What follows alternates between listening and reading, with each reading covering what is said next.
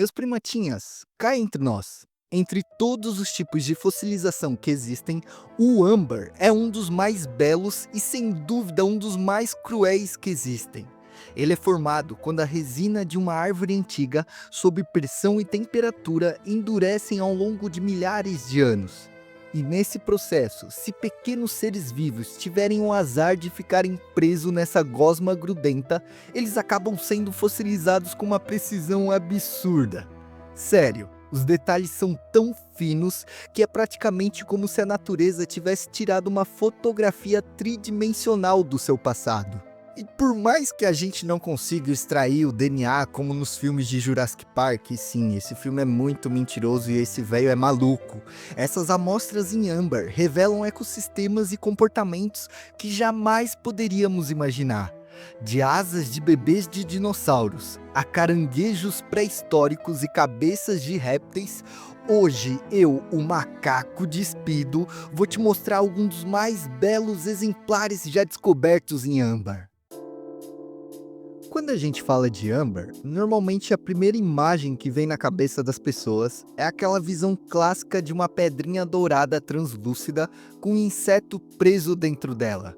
E não tá tão errado pensar isso, tá? Até porque para uma formação de fossilização em âmbar, normalmente a criatura precisa ser pequena. Insetos vivem se metendo onde não devem e claramente não têm noção nenhuma do perigo. Mas a real é que o âmbar pode também guardar muito mais do que esses bichinhos desprovidos de inteligência. Na verdade, já acharam até animais muito maiores presos nesse tipo de resina fossilizada. E a prova disso tudo é o nosso primeiro exemplo, um dos achados mais absurdos que a paleontologia já esbarrou. Um pedaço de âmbar que guarda a cabeça, a asa e a pata de um dinossauro. Isso mesmo que você ouviu, é um dinossauro em âmbar. Esse fóssil tem cerca de 99 milhões de anos e foi encontrado num depósito de âmbar lá em Myanmar, no sudeste da Ásia. E tecnicamente, aqui a gente está falando de uma ave pré-histórica, tá? Mas vamos combinar, já passou da hora da gente aceitar que as aves são sim um grupo de dinossauros sobreviventes. Mas voltando para o assunto, o mais surreal desse exemplar aqui é o nível de preservação desse fóssil. Dá pra gente ver a estrutura dos ossos, as penas, a textura da pele, tudo em altíssima resolução. O pé direito do bicho, por exemplo, foi preservado num detalhe absurdo, guardando desde os padrões minúsculos de suas escamas até as garras pontiagudas e levemente curvadas, as quais indicam que possivelmente esse bicho tinha adaptações arborícolas e voadoras. Sua asa também ficou completamente fossilizada, guardando penas preservadas em diferentes estágios de crescimento. Essa ave pertence a uma linhagem bem antiga, conhecidas como Enantiornithines, um grupo de dinossauros avianos que foi completamente extinto no final do Cretáceo. E apesar da gente chamar ele de um pássaro, ele guarda características assim bem da hora, sério. A primeira delas é que ele tinha dentes no bico. E a outra é a presença de garras em suas asas, mostrando um grupo fantástico que divide aspectos de dinossauros e aves modernas. E antes da gente continuar, meu primatinha, deixa eu te pedir um favor? Deixa aquele like, porque sério, esse botão faz toda a diferença.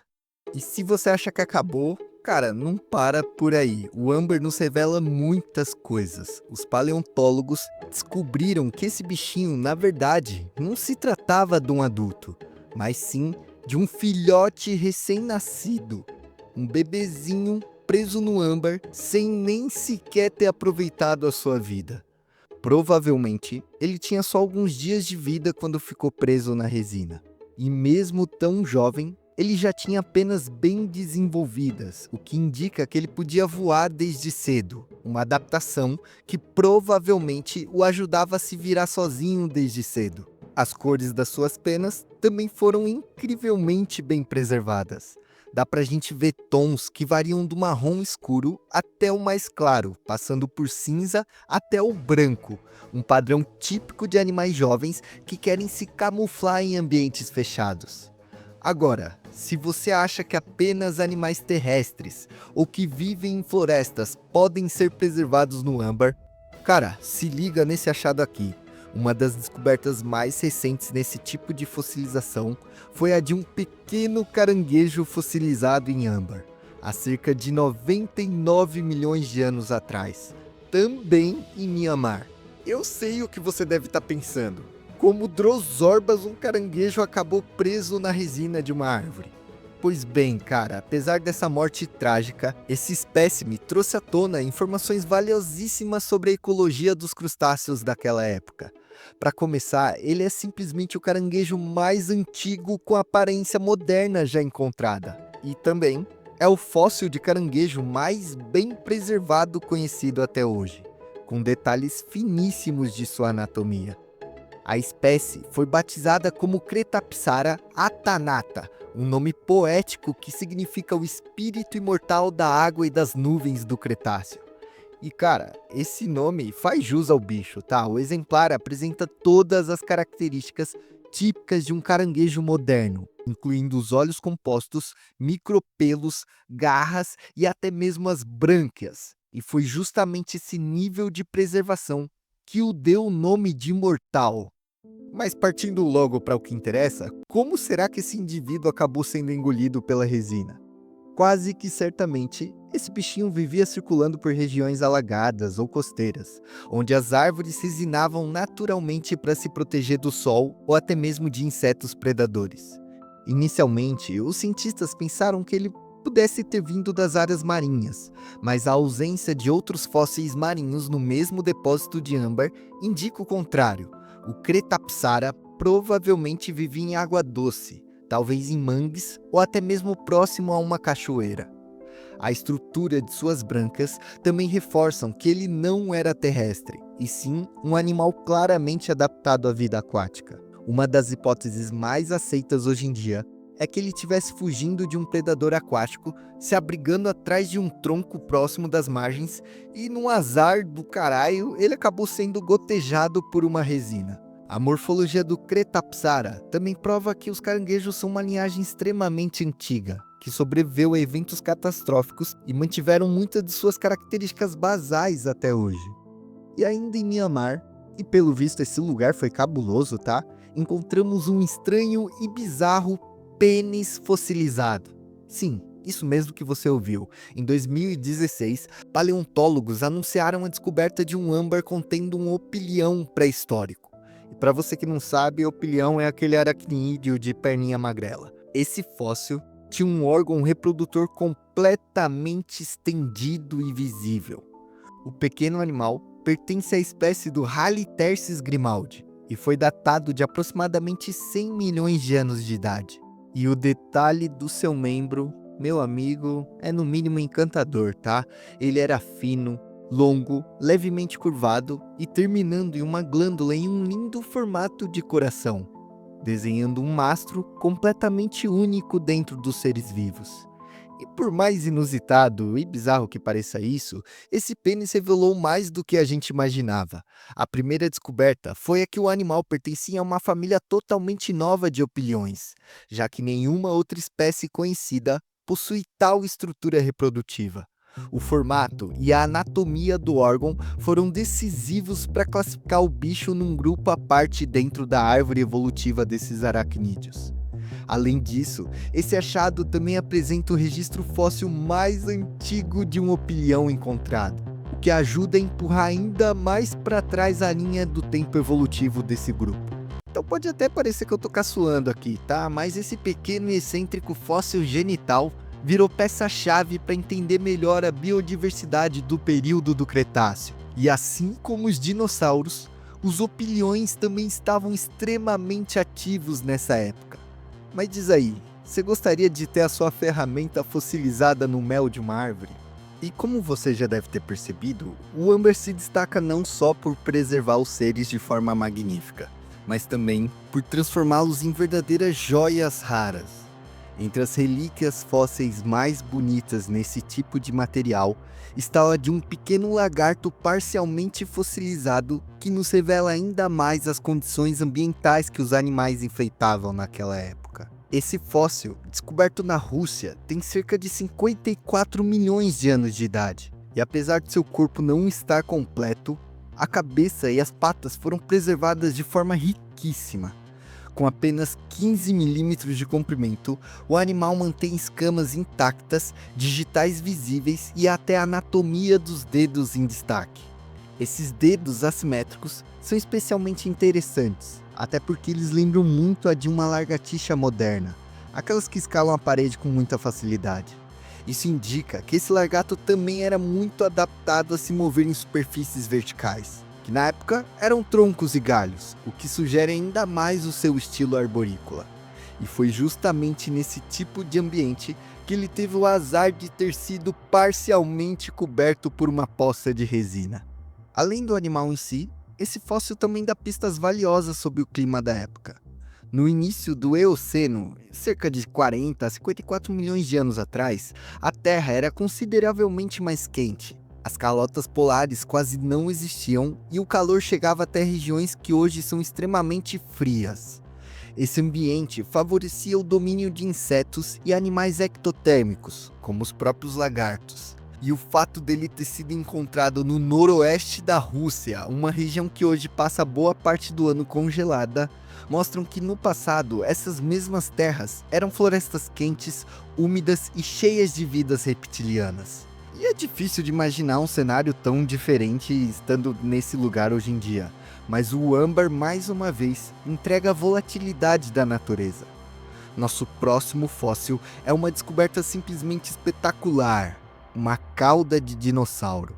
Datada de aproximadamente 100 milhões a 99 milhões de anos atrás, esse período correspondente ao Cretáceo era a época em que diversos grupos de dinossauros, especialmente os raptores, prosperavam em diferentes nichos ecológicos e interagiam com inúmeras espécies conhecidas por nós.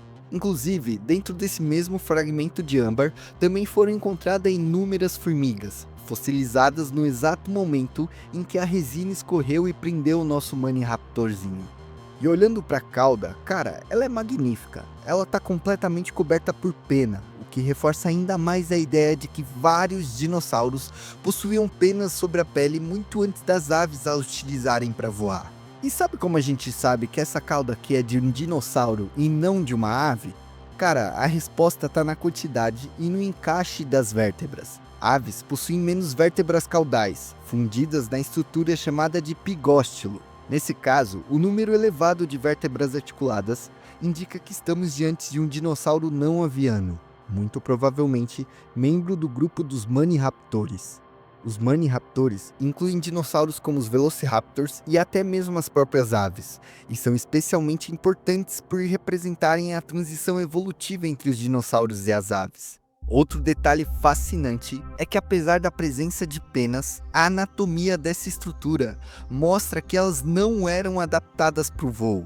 Em vez disso, provavelmente ela tinha uma função ornamental, talvez para exibição visual ou comunicação, ou até mesmo ajudava na regulação térmica do animal, ajudando a manter a temperatura corporal. A coloração das penas também foi parcialmente preservada. Os paleontólogos identificaram tons mais claros na região ventral e cores amarronzadas na parte superior da cauda. Esse padrão, chamado de sombreamento de contraste, é muito comum entre os animais modernos e atua como uma forma de camuflagem críptica, especialmente eficaz em habitats com luz filtrada, como florestas, tornando o animal mais difícil de ser detectado por predadores. Infelizmente, só a cauda não é suficiente para a gente determinar essa espécie, mas com certeza ela nos revela muito sobre a anatomia dos raptores. E olha, essa não foi a primeira vez que a gente se deparou com uma pena de dinossauro, tá? Em casos mais extraordinários, já foram encontradas, juntos com elas, parasitas que viviam nesses animais. E não eram poucos não, cara. Pesquisadores na China descobriram fósseis de pulga e carrapatos pré-históricos preservados em âmbar, justamente ao lado de penas de dinossauros. Entre os insetos identificados estavam cerca de 10 exemplares da espécie, medindo cerca de 0,2 milímetros, praticamente invisíveis ao olho nu, mas incrivelmente bem preservados no âmbar. Esses parasitas estavam aderidos às plumas, o que sugere que já naquela época, há cerca de 100 milhões de anos atrás, os dinossauros já eram atormentados por essas pestes. E olhando para o ponto de vista realista, a não ser que o dinossauro passasse o dia inteiro tomando banho ou limpando um ao outro, a maioria dos dinos devia ser infestado dessas pragas. Analisando a anatomia desses insetos e comparando com as espécies modernas, a gente consegue concluir que ao longo de milhares de anos, pulgas e carrapatos praticamente se manteram morfologicamente iguais. E cara, é triste admitir isso, mas a gente tem que reconhecer que essas pestes são extremamente adaptáveis, resistentes e estão há muito mais tempo na Terra do que a gente. O Fia da Mãe simplesmente sobreviveu à extinção em massa, mudanças climáticas e disputas intensas, tudo com a estratégia mais baixa do reino animal. Agora, vamos para algo mais recente? Partindo para 2020, paleontólogos anunciaram que à primeira vista parecia um dos fósseis mais impressionantes já encontrados em Amber. Uma possível cabeça de dinossauro. O fóssil, descoberto também em Mianmar e datado em cerca de 99 milhões de anos atrás, foi inicialmente batizado como Oculudentavis kaungrain, um ser minúsculo com tamanho aproximado de um beija-flor. E se confirmada essa história, o Oculudentavis poderia ser o menor dinossauro já registrado na história. Só que a história deu uma reviravolta cabulosa, galera, cheia de briga, disputa científica, mas tudo por uma boa causa. Pouco tempo depois da publicação, outros cientistas começaram a se questionar sobre a identificação feita. Algo ali não estava batendo, sabe? As características anatômicas não fechavam com o que se esperaria de um dinossauro. E isso levou à suspeita de que talvez os paleontólogos haviam cometido um erro de classificação.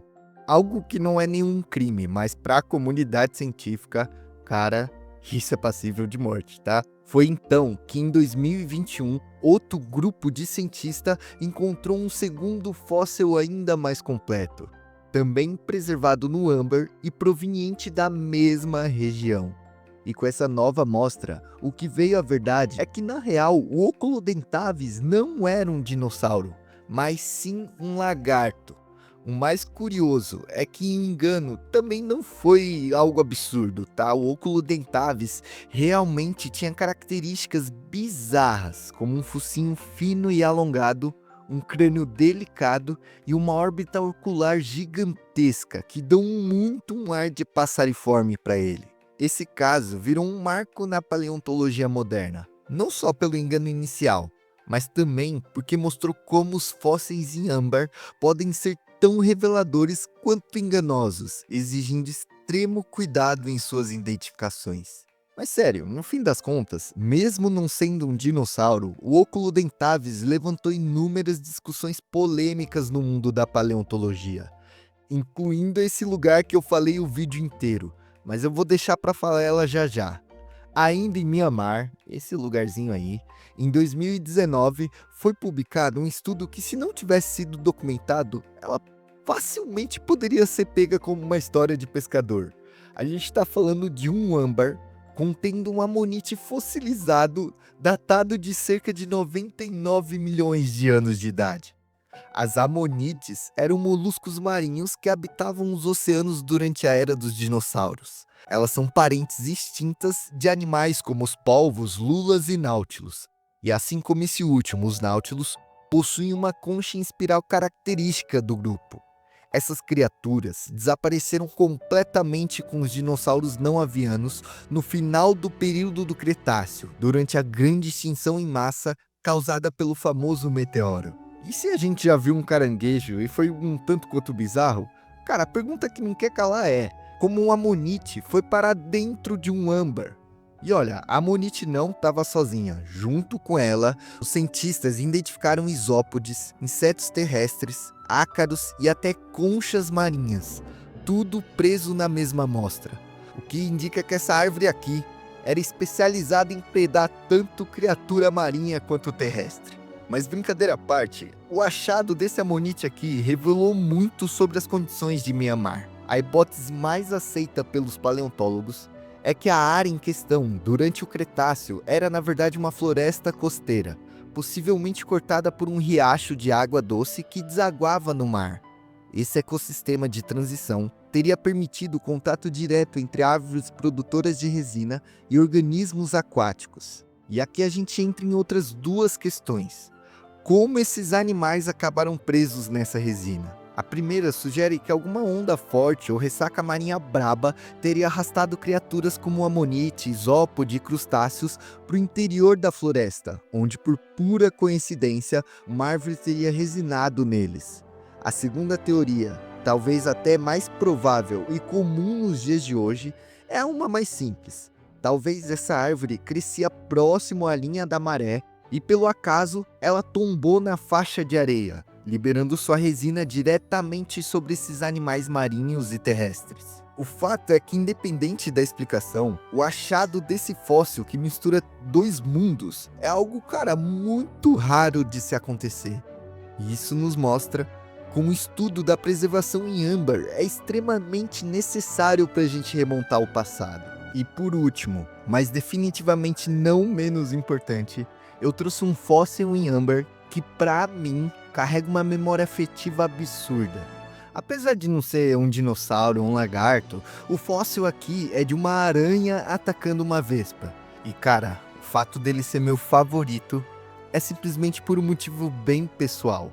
Uma das lembranças mais vívidas que eu tenho da minha infância era de quando eu era bem moleque e eu tava assistindo uma briga insana entre um cavalo do cão, que é a vespa conhecida como marimbom do cavalo, batalhando fervorosamente contra uma caranguejeira. Esse fóssil, preservado por milhões de anos, mostra uma cena praticamente idêntica daquela que eu presenciei quando eu era criança. E isso me faz me refletir nas inúmeras relações ecológicas que são extremamente antigas, muito mais antigas do que nós. E a guerra entre aranhas e vespas, pelo visto tá durando milhares de anos. Você lembra daquela treta que eu comentei lá no meio do vídeo, falando sobre os fósseis de Mianmar? Então, a gente tem que lembrar que as coisas não surgem do nada. Esses fósseis aqui foram extraídos por mineradores, o que em si não tem nenhum problema. Mas a discussão pegou fogo mesmo quando esses âmbars começaram a ganhar destaque na comunidade científica. Foi aí que veio à tona o verdadeiro custo por trás dessas descobertas. Muitas das minas de âmbar na região utilizavam crianças e adolescentes como mão de obra.